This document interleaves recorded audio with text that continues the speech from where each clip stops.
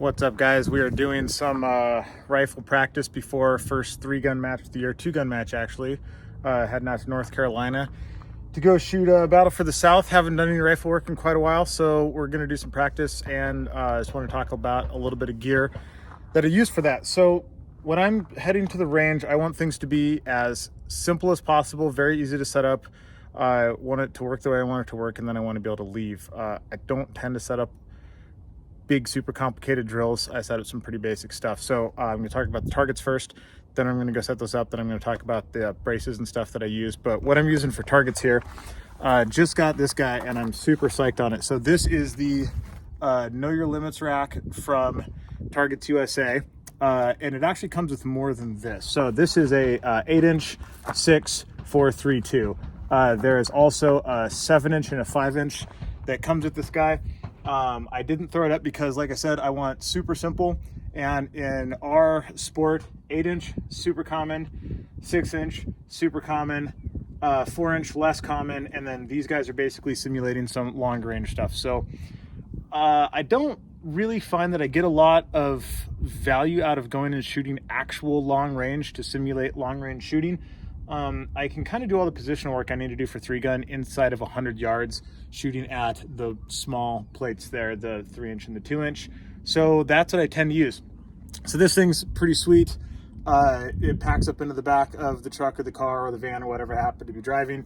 It doesn't come with all this. Basically, it comes with all the targets and the straps, and then it comes with this bracket and these little cotter pins here, and then the rest is up to you. So how you build it is totally up to you. So we basically have a cut at the end there, so you can put horizontal board. You could like put falling steel on top of it, make a weird little plate rack or something. You can put a conduit through there if you want a round rack, and then you can put whatever you want on the bars here, and these little legs come down to about there, and then they have a hole drilled through them, so you can put cotter pins in it, which is super nice so your stuff doesn't fall apart. So it's kind of designed to be set up with like electrical conduit.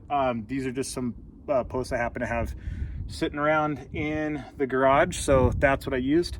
But anyways, yeah, so essentially we have a couple things going on here. So 8-inch plate at 100 yards, if you're shooting a PCSL match, that is minimum target size, is 8-minute shot. So pretty easy to simulate all of your PCSL stuff with this. Somewhere between these two here, this is more kind of like standard 3-gun. It's pretty rare you're actually going to shoot something that's under 4 minutes in 3-gun, but I would consider this target right here, the 4-inch, to be standard difficult shot in 3-gun. For the most part, I'm going to practice on one target smaller than what I think I need. So if I'm practicing for the 8, I'm going to use the 6. If I'm practicing for the 4, I'm going to use the 3.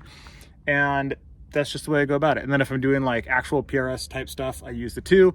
Or if I'm going to some place that is known to have some very, very hard rifle shooting, then I'll use the 2-inch for that as well. So I'm gonna go set this up, then I'll talk about the little brace thing that I use, and then I'm gonna shoot some practice and get better. All right, so we're back at 100 yards. I got my little prop that I use here. What this is, I got a Vortex tripod with a 2x6 with an arc rail in it. That's my whole setup. I don't own a VTAC barricade or any of that shenanigans. Like I said, I want this to be very simple, fast, and effective setup. I can set any height I want. I can go kneel and reverse kneel, a super weird low prone, super tall, everything's super tall for me. Do whatever I need to do, right? So I can come out here, I can set it up, I can throw my KYL rack down here, get in a nice little practice session, be off the range in an hour. That's what I'm looking for. So for my drill today, we're doing some positional shooting. I'm not gonna film a whole session. Nobody wants an hour-long video. What I am gonna do is show you just kind of like what I'm doing here. I'm working on building my shooting platform. So I'm stepping in, building a solid shooting stance. I'm not gonna cover the whole shooting stance. We'll do that in a different video. And what I'm looking for is on the 3-inch target, I wanna be able to consistently break a shot in under 4 seconds. If I'm consistently doing that, I feel really good about my shooting. If I'm shooting a bigger plate, I want to be able to do that faster. You know, how refined it has to be at the end depends on the plate that you're shooting at. And I also want my stance behind the rifle to mitigate recoil as much as possible. More importantly, return it to 0. So when I break the shot, I want the reticles to move and come back onto target. So if I needed to send a follow-up shot, I can just do that. So I'm going to time everything so I know what my times look like, and we're going to shoot a few. And let's see, so the 4-inch plate will be the middle one basically, or the 3-inch plate's going to be second to the right. So that's where we're going to start. See how this goes.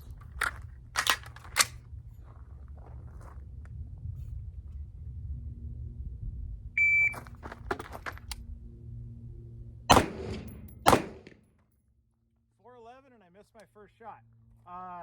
I just got a little impatient, broke the shot early, but my recoil control was good. The dot just kind of moved, but stayed mostly close to the target, so just a little adjustment.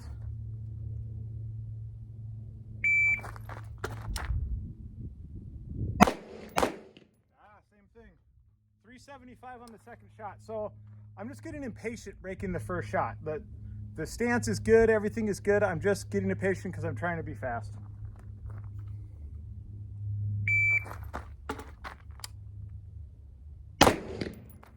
There we go, 335 first shot, felt very clean. Let's try again.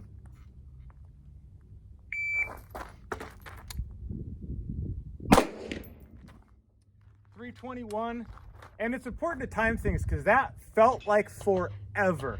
It felt super slow, but it was actually my fastest one. Let's do one more.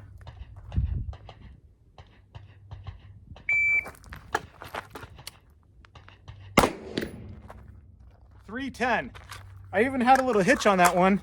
It felt extremely slow, and it was my fastest one. So that's it. That's my setup. That's what I practice with. It works very good. I just got that KYL rack. I had a really chintzy version of kind of the same thing. It was just a mess. It had chains. The targets got hung up all the time. Spending a little bit of money on something like this is a way better way to go. It'll save you a bunch of time in the long run because you want your practice sessions to be good. You want to set it up, leave it down there. So one last little note. I'm not using my fancy long range ammo for this. I'm zeroed with my long range ammo. I'm very lucky that I don't really have an impact to zero. It's like a tenth off at 100 yards. I mean, basically enough that I can't really even adjust for it, whether I'm shooting my base stage hoser stuff or my really nice stuff. So I just shoot the hosey stuff. It's accurate enough to do what I need to do down here. And I feel pretty good about this ammo out to like 200 yards. Past 200, I'm gonna shoot the nice stuff. But yeah, more practice, more volume. Don't burn up your good stuff. Have some system that's super easy to set up. Buy good targets that aren't gonna fall down and break and do all the things that are gonna ruin your practice session. So see you guys out there.